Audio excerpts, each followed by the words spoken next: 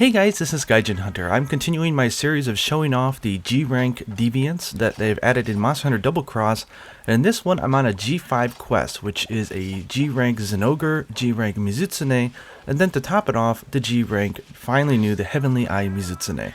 I wanted to just jump right in where the new Deviant comes in, so I've skipped past the Zinogre and also the Mizutsune, so I hope you guys enjoy the hunt.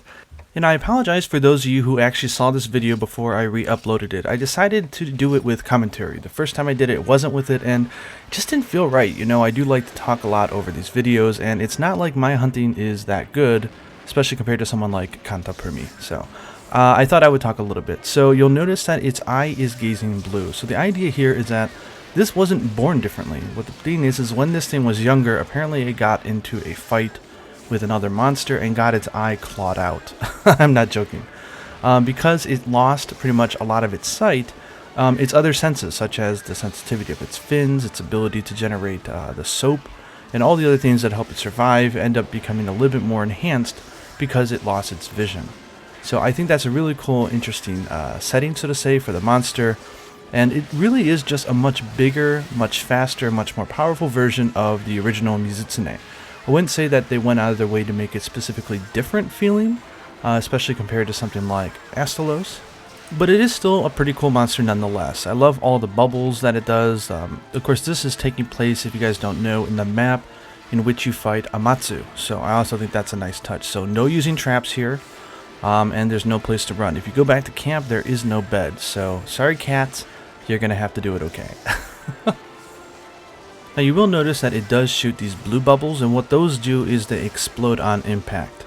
So I kind of like the idea that you can call this thing Foxfire Mizutsune. It's kind of the name that I would give it, only because it has that huge fox kind of design motif.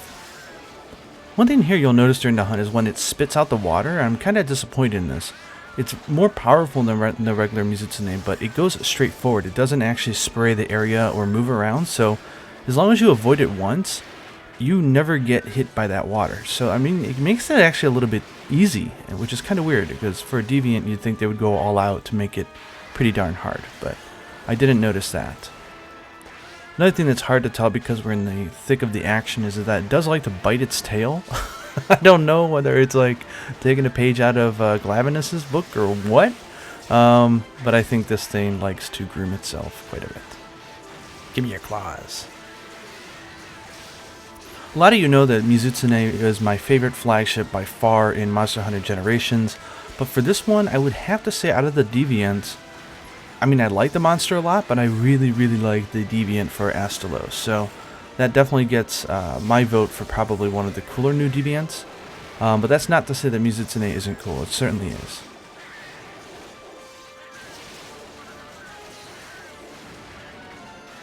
See, here's the water again. And again, it's just going straight in a line. It doesn't actually like move around or make it hard to dodge, which is again a little disappointing.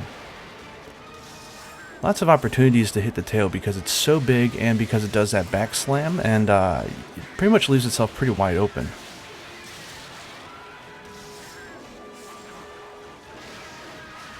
I suppose one of the things I wish they would have did was just make the blue bubbles by default and not only when it's enraged, because it does sort of feel like it's not as different as the regular Mizutsune as a result.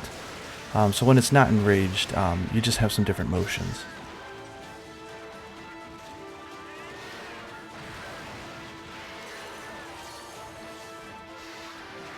Now a lot of you had the same comment when I uploaded this first without commentary, but I definitely think that a monster like this just shows that they really should have made a remix or a variation on the original monsters theme, because the Tamamitsune theme song is amazing. So to have that replaced with the generic Deviant one is just a total waste. I suppose it makes sense, and you know what, no it doesn't. One of the hardest scenes if you're playing Prowler is when your cat gets enraged, because it always seems to happen right after you take enough damage. And that, like, going into enraged animation really can set you up for getting hit. So you sort of need to evade out of it, but that again, evading will also put you open. So it's definitely, I've had more than one accidental death because my cat got pissed off.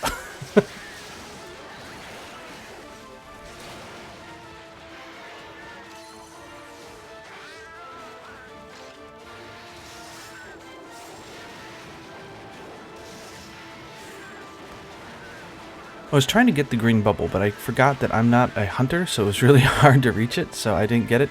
But the green bubbles do heal your health.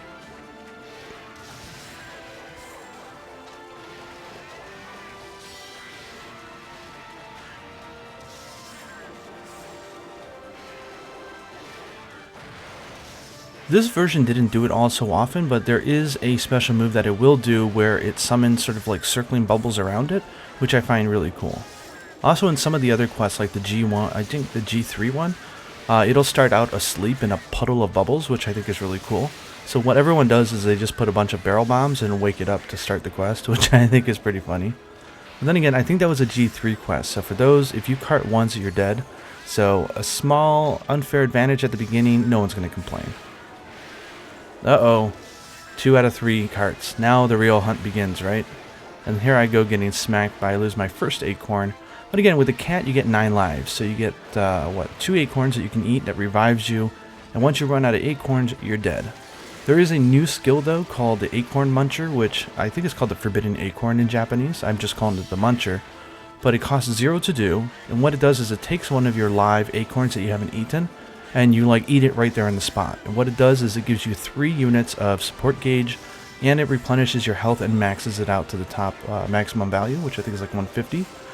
And that's really awesome because if you're going into a hunt where you know you're not going to, so to say, cart, what you can do is just pop one of those acorns in the beginning, and boom, you've got full boomerangs ready to go from the start. It's an amazing skill. And you can even use it sort of like an ancient potion. If you know you're about to cart, just go ahead and eat one of your acorns and get full health rather than carting or, losing your acorn and only restoring half of it. Cool thing is when you die, it does restore it so you do have 2 acorns the next time. The reason why I was doing taunt after I got the mount was I wanted to put everybody in SP mode because I knew we were really close to killing the monster and I just wanted everybody at peak performance. I think it should be dead.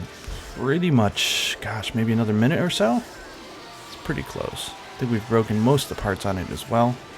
There was the tail, but I didn't carve it. Figure I may as well just kill the monster. Stop eating yourself! I am curious what the story is behind that.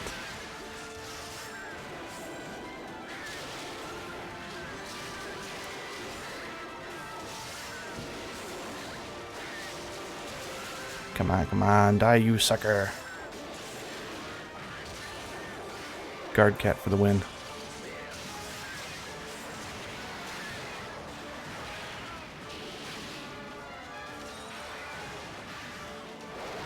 Oh man, we were so close. That monster was probably only maybe 20 to 30 seconds away from dying. Well, I guess if there wasn't the risk of losing, then the winning wouldn't feel so sweet, now would it? Anyway, I think we got a really good look at the monster, so I hope you guys enjoyed that preview. Let me know down in the comments below what you liked and what you didn't like, and until next time, happy hunting.